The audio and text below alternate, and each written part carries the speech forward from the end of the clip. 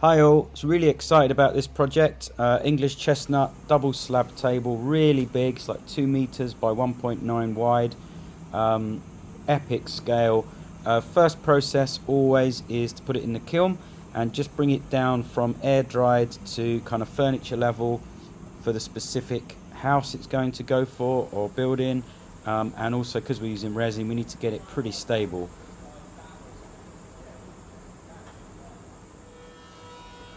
These are thick slabs. I think they started at about 75 mil.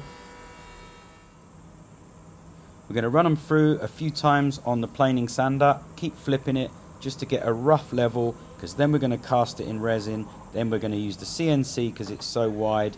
So all we're doing here is getting a rough level to save on resin and to get it pretty flat in the mould.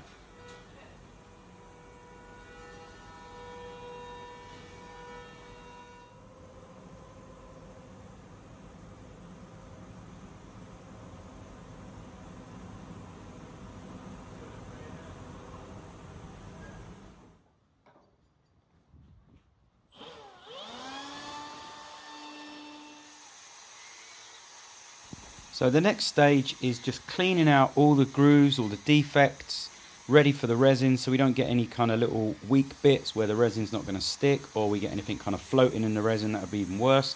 So spend quite a lot of time, maybe a day or so, on each side of the slab.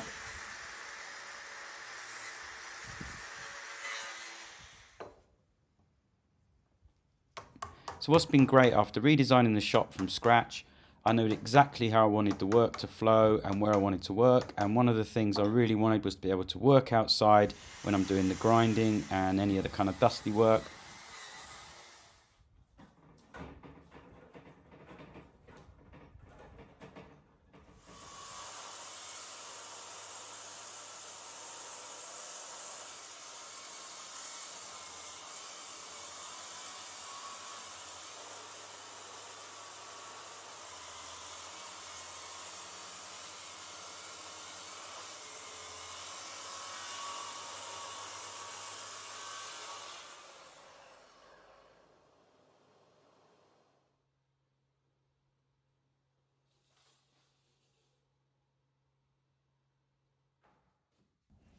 If you've been following the channel, you know I built a really nice new resin table. Unfortunately, it is 3 meters long, but it's only 1.5 wide.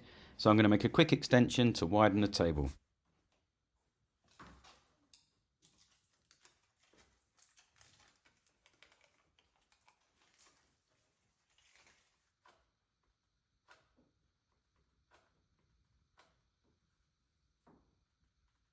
The next process is to make the custom mold. I use polypropylene. I've got plenty of videos on the channel if you want more info on molds and what I'm using here.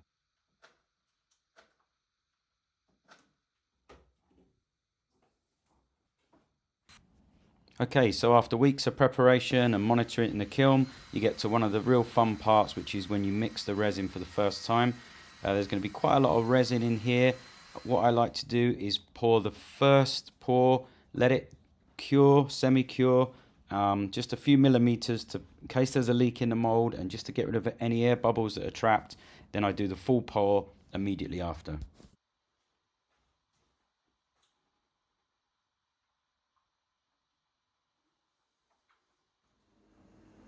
Okay, so this is about 12 hours later. You'll hear in the background I've now got my liquid cooled table and my air conditioning on, and I'm pouring something like, with the gaps underneath, about 80 kilograms of resin.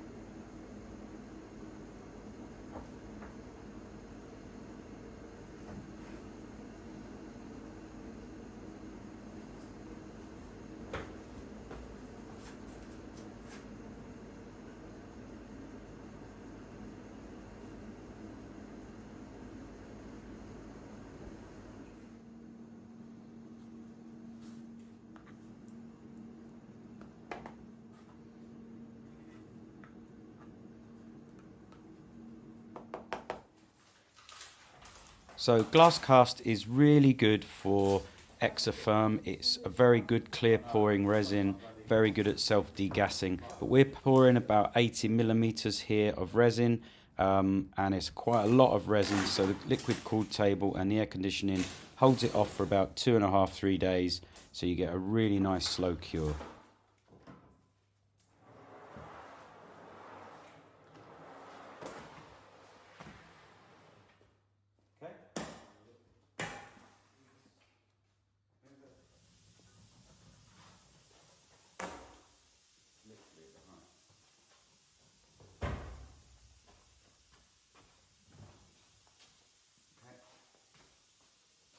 Even though I've got a wide belt planing sander, which is 1.35, this table at its maximum width is 1.9 meters wide. So luckily my CNC is 2 meters by 4.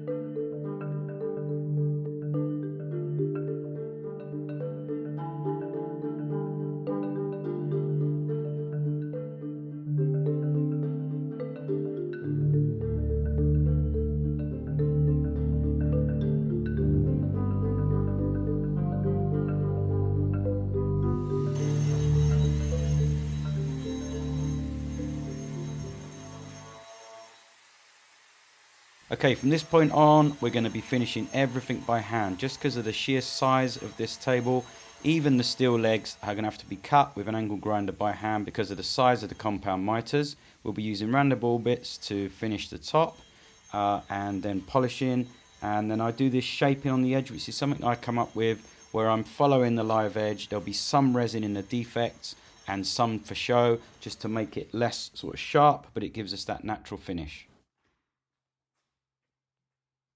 Now we didn't want too much resin. This client didn't want this to be kind of like a large river table, and you can see there I blocked off the edge on the pour, and what happened was it didn't get in one of the defects. So I'm going to do a second mold while it's on its edge, and that will make a barrier, and I'll fill that live edge, and then again I'll regrind.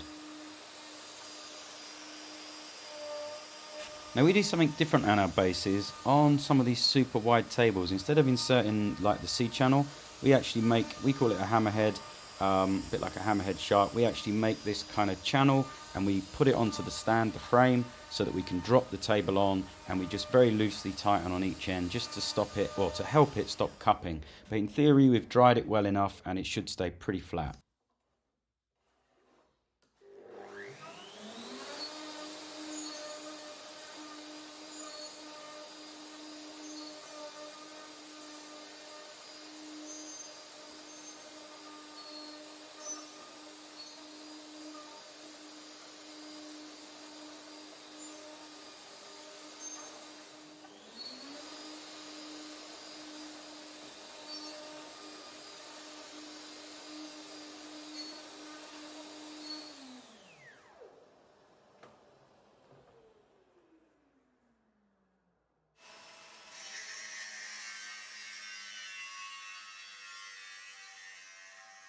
We never tend to get a lot of footage from my son when he's making the bases. I think he forgets. I kind of don't blame him. It's hard remembering all the time with the video. But you can see here, this is upside down. You can see those hammerheads. They're going to insert into the bottom of the table. We'll have a square plate on the side legs. And as you can see, he has to cut these compound miters by eye. Now he does this all day. He's fabricating. He doesn't necessarily do compound miters, but he's using an angle grinder all day, every day. So he's pretty much a bang-on expert at this now.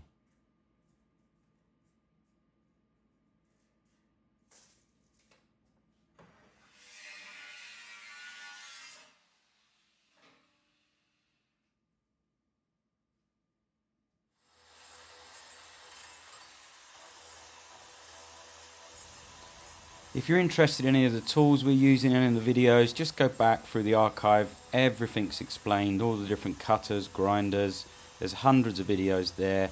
Just look at those and we go into full depth on everything used.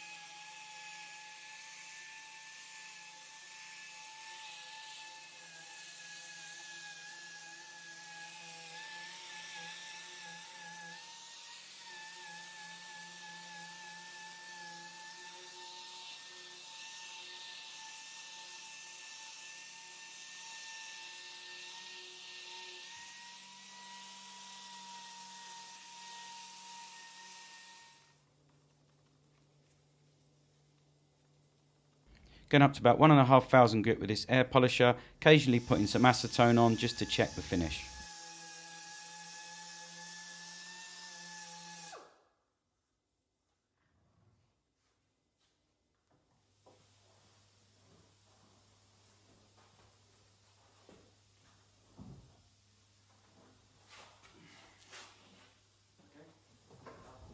The next stage will be to complete the finish on the bottom and then flip it over onto the base, which has now been powder coated, and we will do the rest of the top finishing while it is on its own base.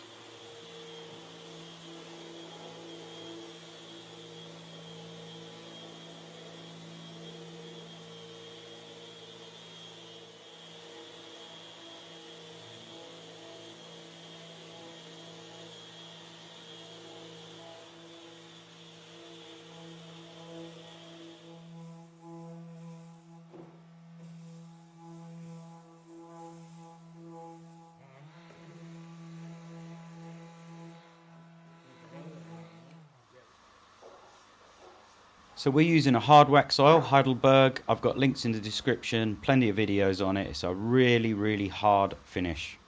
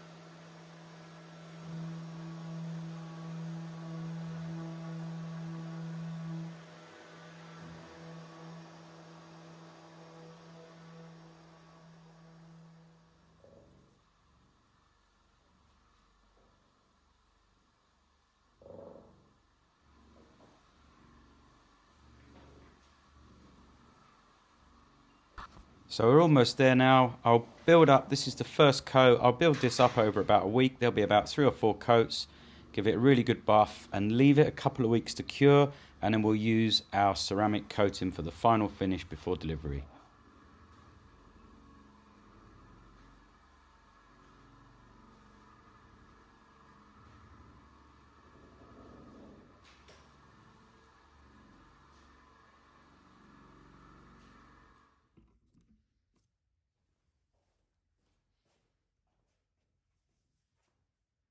So this is a really enjoyable part. The finishing's done. The ceramic just adds that extra protection and gives it a really deep finish, kind of French polished finish without that lacquer look. So it's really nice.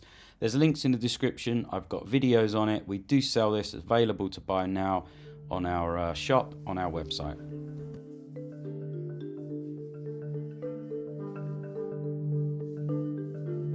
If you do like this video, please like and subscribe. It really helps the Google searches and our YouTube. Thanks so much for watching and thanks for all your support. Speak to you very soon.